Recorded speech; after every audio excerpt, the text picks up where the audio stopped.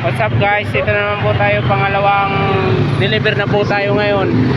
Ito po, bali po tatlo yung di-deliver namin sa customer. Ito po, yan po, shout nga pala dyan sa driver ko na si Jack. Oh! Dahil ka si Dave, kasama ko po yan. Ito po, magdi-deliver po kami. Ito po yung mga pinamili ng customer. Yan po. Lubang po yan guys. Dahil nga po, alas 3 po, pinapalitan ako ng ko dicer. Alas 3 po. At displayer na ako, kaya ngayon po naghatid na lang po kami ng mga pinamili na. Kaya yun guys, pakisuportahan nyo po ako sa aking mga video.